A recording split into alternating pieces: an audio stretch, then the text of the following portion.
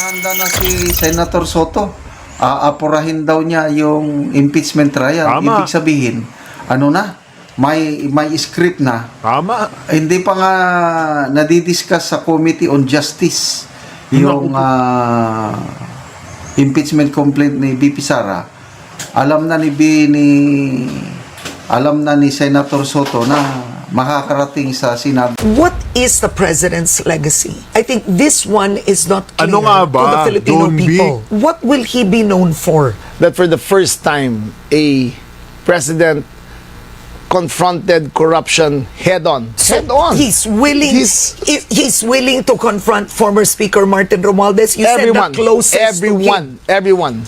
Wala ho tayong mahabang pag-uusapan ngayon mga reaction update PH. Kung pakapahalan ho talaga ng pagbumuka, number 1 ho talaga itong si Juan Bol University. At ito ho, ayan mga ka-update, siyang ini-interview ni Miss Karen Davila na sino pa nga ba mga ka-update? Walang iba ang mga baliktaran, kumbaga mga update, karakros ho sila. Kung sino yung nakaluklok, doon ho sila sisip-sip. Kasi nung kapanahonan ng mga Duterte, yung mga Remula, mga ka-update, alam naman ho natin yung mga yan. May pagkalinta ho yan. Kung dumikit ho sa isang administrasyon, mga ka-update, sisip-sipin ho lahat nila. Hanggat hindi ho nila, alam nyo na mga ka-update, hanggat hindi nila nalulubos-lubos, hindi ho nila titigilan. Ayan, nung kapanahunan ng mga Duterte yan sila Remula. Ngayong kapanahunan ng Marcos Jr., mga ka-update, siyempre, sino nakaluklok? Yun yung sisip-sipin nila. Ayan, walang iba, kundi si John Vic at ang kuya niyang si Bonjing Remula. Yan po yung mga makakapal, ang mga apog na mga mismong Pilipino, mga ka-update, nandidiri ho na sa kanila. Kasi dito ho sa ating pag-uusapan, mga ka-update, natanong itong si John Vic Remula kung ano nga ba ano ang ginawa o ano yung legacy ni Marcos Jr. sa ating bansa. Sumagot itong si John Vic, mga ka-update, na ang legacy daw ni Bobong Marcos Jr., kinompronta niya ang korupsyon. Kung kinompronta ni Marcos Jr. itong korupsyon na nangyayari sa flood control, mga ka-update, di sana nakakulong na rin si Marcos Jr. at umiiyak-iyak na. Ang kaso, mga ka-update, sino yung napag-iinitan? Ayun ho, yung mga nasa minority na panigurado at panigurado, lulumpuhin ho nila, pipilayan nila kasi nga, mga ka-update, malapit na naman ho ang impeachment impeachment na inihahain ng mga hinayupak na congressman. Ayan mga ka-update, natural. Pera-pera na naman ang usapan. Pera-pera na naman ho ang usapan. Kaya mga ka-update, kaya nung nagpunta nga yan si Tambaluslos dyan sa House of the Representatives, pinagkaguluhan siya ng mga, alam niya na, yung mga tuta-tuta niya, mga ka-update, yung certified 150 million pesos, bibigyan kita nito para pirmahan mo to. Di ba? Ganun ho sila dyan. Kaya, untog-untog, mga ka-update, masarap hong pag-untog-untogin yung mga ulo nila. Kasi nga ho, magkaka-utak munggo ho sila. Hindi lang yan, mga ka-update, Ito nga si Juan Bol University, gusto ng gusto. Gustong-gusto na ho talaga ma-impeach si BP Sara. Mas pinag-aandaan ho nila yan kaysa doon kay Marcos Jr. Kasi nga, sino ba yung kalaban nila? Nagtulong-tulong na yung Pinklawan, mga loyalista. Kakainin ho nila yung suka ni Marcos Jr. para sa sariling interes nila, hindi ho para sa mga Pilipino.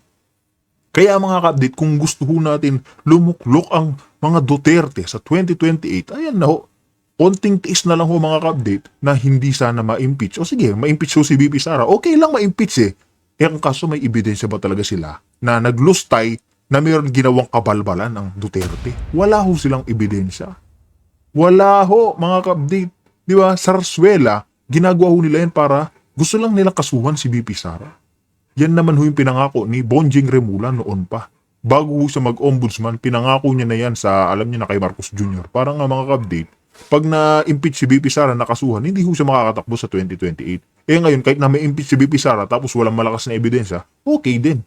Mas okay na ho yan. Okay na madaliin na ho nilang impeachment ni BP Sara, pero butata naman ho sila. Mismong Korte Suprema, di ba, nagkabutuhan na 13-0. Gusto na nga nilang ilunsad dyan sa Senado para ho bumoto ng mga yes yung mga nasa majority. Sino ba yung mga nasa majority? Sila Kiko, sila Risa Tanas, mga ka-update. O sino, ano ba yung expect natin sa mga yan? O yung mga nasa minority, mga ka-update, panigurado, tutol yan sa impeachment ni BP Sara. Kaya sino yung pinipilayan ho nila? Ayun! Sila Senator Marcoleta na tinatawag nilang pro-China. Sila Senator Jinggoy. Lahat ho na nasa minority, gagawan ho ng mga issue yung mga yan para ho hindi makapirma ng impeachment. Diba? para hindi ho depensahan si BP Sara. Yan ho yung malaking katotohanan dyan. Yan ho yun. Kaya mga update, wala na ho tayong paligoy-ligoy pa. Kung bago lang ho kayo sa ating channel, isang like, isang share, isang subscribe lamang ho. Malaking tulong na ho yan. Kaya mga update, sabay-sabay tayo mag-react, magkomento dito kay Miss Karen Davila. Hindi na nga niya alam kung ano yung expression na ibibigay niya kay John Vic Rimula matapos ko siyang tanungin na ano nga ba legacy ni Bongbong Marcos Jr. Kaya, ito mga update, sabay-sabay na ho tayo magkomento at mag-react dito. Kaya, rekta na ho tayo. What is the president's legacy? I think this one is not clear Ano nga ba, to the Filipino John people. What will he be known for? Technically speaking, he has 1 year and 10 months left. What is he gonna be known for? Well, I think his legacy will be that for the first time, a president confronted corruption head-on to the people who he was closest to the people who was in his tent. He confronted the corruption head-on and is willing to send them to jail no matter what their relations were. Kung totoo talagang hinarap ni Marcos Jr. ang korupsyon at tinukoy niya ang korupsyon, John Vic Rimula, di sana nilaglag niya na yung sarili niya. Isa pa, sinasabi pa ho nila dito na pati nga si Tamba, mga kabdit, hindi niya sasantuin. Saan? Hindi nga ho nila pinag-uusapan dyan sa Senado, hindi rin nga ho pinag-uusapan sa Kongreso. Actually, mga ka-update, pinagkaguluhan pa ho yan si Tambaluslos. Bakit ho siya pinagkaguluhan ng mga congressman noong isang araw na pumunta dyan sa House of the Representatives? Kasi mga ka-update, alam naman po natin na na-excite ho yung mga congressman saan? Siyempre, dinibigyan ho niya ng maleta. Sino hindi ma-excite sa kanya? Di ba? Pati nga yung pare tumatanggap. Di ba? Tapos sasabihin ni Marcos Jr. na tinukoy niya tapos wala siya sasantuhin dito. Sino pinagmumukha niyong tanga? Ha, Rimula? Tanong ko lang. Di ba? Wait, head-on. So Head-on. he's willing. He's willing to confront former Speaker Martin Romualdez. You said the closest to him. Everyone. Ang instruction But siya, what Everyone pa ho siya nalalaman, mga ka-update. Pati si Martin Romualdez, hindi nga ho nila mapag-usapan dyan sa Senado. Lalo na saan? Sa Kongreso. Pag nakatatapik ngayon si Tambaluslos, mga kabdit, yumuyupi ito si Ping Lacson, gagawa ng paraan para ma-divert yung issue. Kaya nga, ito mga kabdit, sa nabasa ko sa ating nag-comment dito sa ating comment section, papakita ho natin sa inyo. Ito mga kabdit, ito. Si General Luna nagkomento yan sa ating comment section. Sinabi niya dahil nga nadadivert ni Marcos Jr., nadadivert ni Pinky, ni Juan Bol ang usapin sa totoong nangyayari sa ating bansa, ang totoong issue sa flood control. Mga kabdit, ito, nag-comment itong ating kababayan, itong ating update. Ayan, ang galing nila mag-divert ng issue, kaya nga binigyan ng sakit si Bangag na diverticulitis. Ayan, karma. Di ba? Totoo naman yan, mga ka-update. Sa sobrang galing ho nilang mag-divert ng issue, etong si Bangag, isipin nyo, yung mga mastermind sa flood control, yung mga totoong kailangang managot, nasaan ho sila? Bakit yung Diskaya? Bakit sila Jinggoy? Bakit sila Bong Revilla ho yung kinukulong? Bakit sila ho yung gustong managot? Yung totoo mga mastermind, nasaan? Nasaan? Tapos sasabihin ni John Vic, mga ka-update, na hinarap ni Marcos Jr., kinonfront na ni Marcos Jr. yung korupsyon sa nangyayari sa ating bansa. Kasinungalingan ho yan. Kasinungalingan ho yan, mga ka-update. Sinong tinatarantado ho nila? Yan hong sarili nila kasi wala na hong maniniwala kahit na ano hong sabihin nila sa ating mga kababayan. Yan po, mga ka-update, literal na diverticulitis yung sakit ni Marcos Jr. Kasi nga ho, nabebend nila yung law tapos nadadivert nila yung issue sa flood control, yung mga ghost project. Sino ba yung mga totoong mastermind dyan? Noong nakaluklok si Senator Kong Dante Marcoleta, mga ka-update, natukoy na si Martin Romualdez na pangalanan. Pinaglalaglag ni Saldico, ni Bernardo, sino-sino pa ho yung mga nasa DPWH, mga ka-update. Yan nga si Bonoan, di ba, nagtago pa. Tapos ano nangyari kay Cabral? Di ba, sila ho yung may alam dyan sa totoong mga nagnanakaw, may mga proponents, may mga kickback. Tapos sasabihin, kinompronta ni Marcos Jr. yung korupsyon. Kalukuhan ho yan. Di ba? Kalukuhan ho yan, mga ka-update. Kaya mga ka-update, isusunod naman ho natin ito nga hong si Juan Bol kung saan aligagana ho na ilunsado, alam nyo na, parating dito sa Senado ang impeachment na inilalaban nila dito kay BP Sara dahil alam naman ho natin, mga ka-update, itong mga galawan ng mga protector of the Marcos Jr. and the Tambaluslos, alam naman po natin yung mga ginagawa nila. Sino yung target nila? Ayan ho, si BP Sara. Dahil mga update, rekta na rin ho tayo dito. Aminado sila na sobrang popular si BP Sara at nagtataka sila bakit na sa kaliwat ka ng batikos, putik, kaso na binabato, sinasamba sa kanya, bakit daw palaging pataas ng kanya rating? Okay, ito. Bakit nga ba pataas ang pataas itong rating ni BP Sara mga ka-update? Unang-una ho sa lahat yung mga Duterte, malinis ho yung naging intensyon sa mga Pilipino. Maayos ang kanilang pagseserbisyo sa ating mga kababayan at dito sa ating bansa. Pangalawa, mga ka-update, hindi ho sila nagnanakaw. Pangatlo, hindi ho gumagamit ng Coca-Cola. At pang-apat, hindi ho gamit mga ka-update, galit sa mga kriminal. Galit sa mga gumagamit ng white powder katulad na nakaluklok nating. Alam nyo na ho yan. Bakit ho ganon? Kaya minamahal sila ng mga Pilipino. Dahil sa totoong kulay na ipinapakita at serbisyo hong ginagawa nila. Kahit mga OFW, tanungin nyo ho mga ka-update tanungin nyo ho kung gaano nila kamahal yung mga Duterte at kung gaano nila karespeto. Tapos ikumpara mo si Bobong Marcos Jr. dyan, malabo pa ho yan sa sabaw ng pares. Di ba? SW survey, meron silang survey noong September of 2025. Tapos yung pinaka-latest survey nila is November 24 to 30 of 2025. Compare natin itong rating ni PBBM at kay BP Sara. Unahin natin si PBBM. Noong September of 2025, ang net satisfaction rating ni PBBM is positive 7. Di okay pa yan.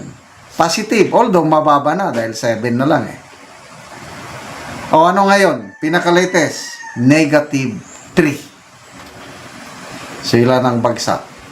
10 points. Pababa.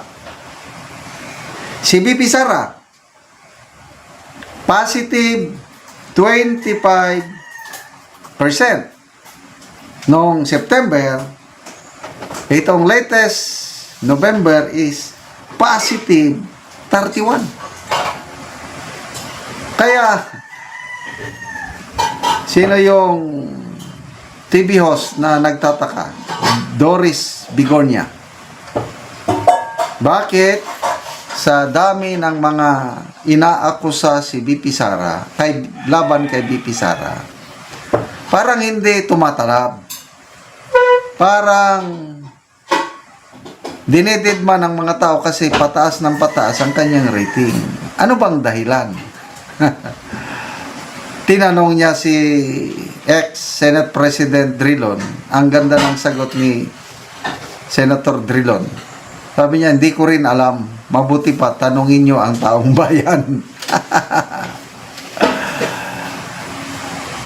So, punta tayo dito kay Secretary Junvic Rimulya na kamakailan lang nagpahayag siya sa interview ni Ses Drilon na hindi daw siya tatakbo pagkapangulo sa 2028 kung hindi siya i-endorse.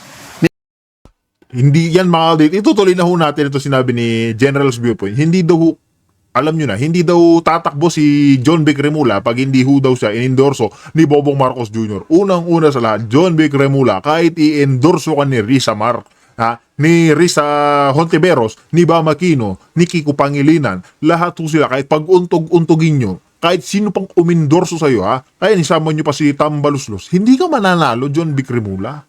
Suntok sa buhay niya, napaka-imposible. Napaka-imposible, pero depende ho yan, mga ka-update. Pwede ho nilang balik na rin yung sitwasyon, yung magiging boto ni BP Sara. Alam niyo naman, nagagawan ho nila ng magic dyan sa Comelec. Kilala naman ho natin yung nakaluklok dyan. Sino ba? Yung malaking mata. Ayan, si George Garcia. Di ba? Yan nga yung kinapipi ko noon, ni Attorney Harold Respicio. Number 1 mortal enemy niya ho yan. Bakit? Kasi nga mga update, nadadivert, na babalabaliktad ho nila kung sino yung pwede manalo at hindi manalo. Yung Duterte yun, na-disqualify. Yan si Benny Boy Dila, talo na ho yan. Hindi naman binuto ng mga taga Manila yan. Pero ang nangyari, syempre, dahil nga power tripping ho sila yung nakaluklok. Tapos si Benny Boy Dila, ayon sa administrasyon ni Marcos Jr., ayun, nagawan ho nila ng paraan. Di ba? Kaya itong kay John B. Cremula, kaya nakandidatuhin pa siya ni Marcos Jr., lahat ng gustong kumandidato sa kanya, wala pa rin ho yan mga kapdate. Butatang butata pa rin ho yan, di ba? ng Pangulong Bongbong Marcos. Nako, ang galing nitong si Ses Drilon. With that negative ratings, what does that mean? Ano ang magagawa endorsement ng isang Pangulo na considered lame duck na sa lahat ng surveys, negative na ang kanyang net satisfaction, trust, or approval rating. What does that mean?